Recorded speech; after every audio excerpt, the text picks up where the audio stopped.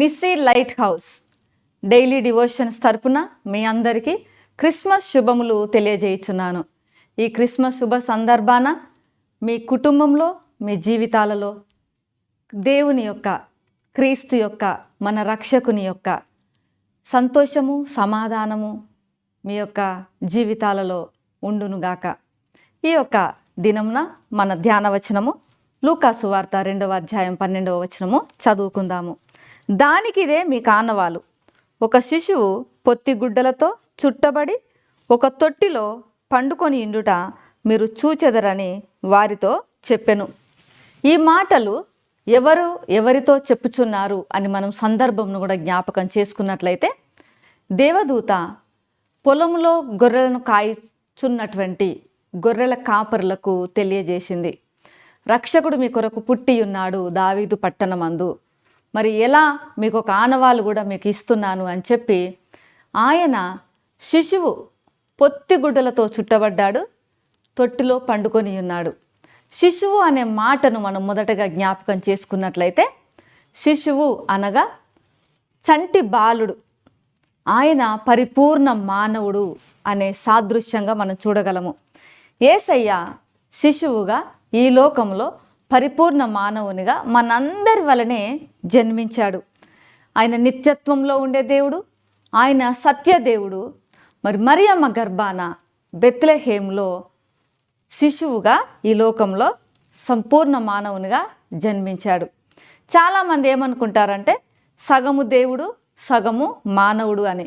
కాదు, యేసయ్య పరిపూర్ణ దేవుడు, పరిపూర్ణ మానవుడు. ఒకే వ్యక్తిత్వంలో ఆయన ఒకే వ్యక్తి, కానీ రెండు స్వభావములను ఒకే సమయంలో కలిగి ఉన్నవాడు. పరిపూర్ణ దేవుని స్వభావమును, పరిపూర్ణ మానవుని స్వభావమును ఆయన కలిగి ఉన్నవాడు. ఈ మర్మం అందరికీ అర్థం కాకపోవచ్చు, కానీ ఇది సత్యము.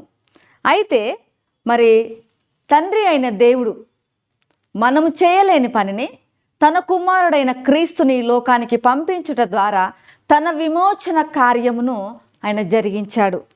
ఆయన ఒకవేళ కనుక ఈ లోకంలో మానవునిగా జన్మించకపోతే ఏం జరిగి ఉండేది? మన పాపముల కొరకు ఆయన మరణించేవాడు కాదు, మరణించి 3వ దినమున తిరిగి లేచేవాడు కాదు.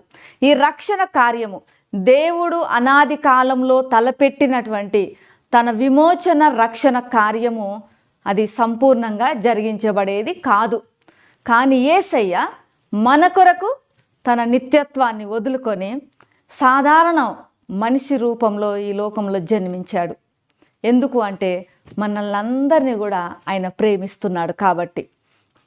ఈ లోకంలో ఆయన జన్మించటం మనకు రక్షణ అనేది దొరికింది.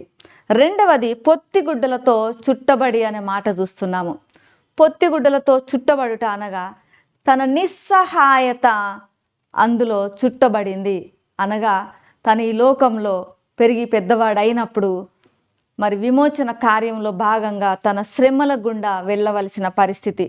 మత పెద్దల ముందు, మరి పిలాతు, హెరోద్ అనే రాజకీయ నాయకుల ముందు కూడా ఆయన విచారణను ఎదుర్కొన్నప్పుడు ఆయన సాధారణ నేరస్తుని వలె వారి ముందు నిలబడ్డాడు, బంధించబడ్డాడు. అనేకమైనటువంటి అబద్ధములు ఆయన మీద నేరములుగా మోపబడినప్పుడు నోరు మెదపలేదు. నువ్వు మాట్లాడవా, నువ్వు నోరు తెరవవా అని అడిగినప్పుడు కూడా ఆయన ఎంతో సాత్వికంగా ఆయన వారి మాటను కొట్టివేశాడు. కానీ ఆయన ఏమాత్రం కూడా మరి వారి మాటకు ఎదిరించలేదు.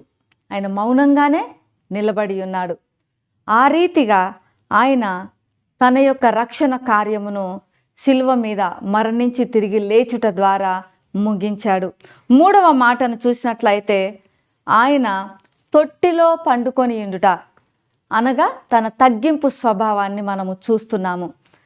ఆ కాలంలో తొట్లు ఎలా ఉండేవి అంటే, ఒక రాతి బండ, ఆ బండను తొలిచి ఒక పెద్ద హోల్ లాగా, రంధ్రం లాగా చేసి దాన్ని ఒక తొట్టిగా వాళ్ళు వాడేవారంట. ఆ తొట్టిలో యేసయ్య మరి పండుకొని ఉన్నాడు, బాల యేసుగా, శిశువుగా. ఈ లోకంలో ఆయన ఏది తనకంటూ లేదు. నక్కలకు బొరియలున్నవి, ఆకాశ పక్షులకు గూళ్ళున్నవి, కానీ ఆయన తలవాల్చుకొనుటకు ఆయనకి ఏమీ ఈ లోకంలో లేదు.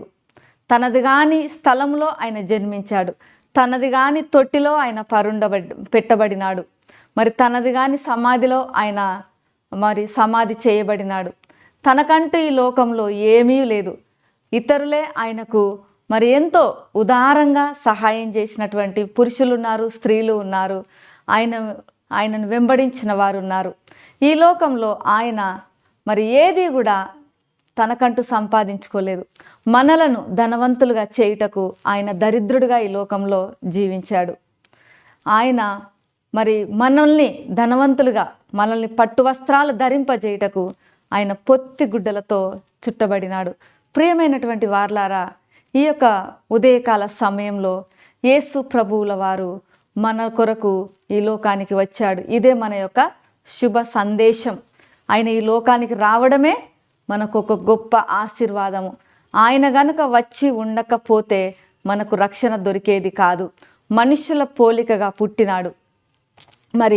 ఫిలిప్పీలకు రాసిన పత్రికలో కూడా పౌలు గారు ఏమన్నారంటే, ఆయన మనుషుల పోలికగా పుట్టినాడు, దాసుని స్వరూపమును ధరించుకొని ఉన్నాడు, అలానే తన్ను తాను రిక్తునిగా చేసుకొని ఉన్నాడు. అనగా మనలను నిత్యత్వంలో చేర్చుటకు, మనకు పరలోక ధన్యతను అనుగ్రహించుటకు, పరలోక వారసత్వం నిచ్చుటకు, మనల్ని ఆయన కుమారులుగా కుమార్తెలుగా స్వీకరించుటకు, ఆయన పిల్లలగుటకు మనకు అధికారం అనుగ్రహించుటకు ఆయన రిక్తునిగా మారిపోయినాడు.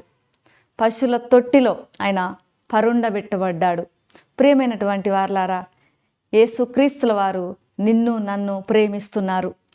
నిన్ను నన్ను ఆయన ఏకరీతిగా ఆశీర్వదించడానికి సిద్ధంగా ఉన్నారు. నిన్ను నన్ను దీవించడానికి ఆయన సిద్ధంగా ఉన్నారు. ఆయన యొక్క జన్మలో పాపం లేదు, ఆయన మరణంలో పాపం లేదు. సంపూర్ణ మానవునిగా ఈ లోకానికి వచ్చాడు. నీ కొరకు నా కొరకు నిస్సహాయుడిగా మారిపోయినాడు. అలానే నీ కొరకు నా కొరకు తగ్గింపు స్వభావమును ఆయన ధరించుకున్నాడు. మనము కూడా ఆయన కొరకు మనల్ని మనం తగ్గించుకుందాము. ఆయన శుభ సందేశమును ఇతరులకు అందిద్దాము. ప్రేమ నమ్మకం కలిగిన పరలోకపు తండ్రి, నీకు వందనాలు చెల్లిస్తున్నాము.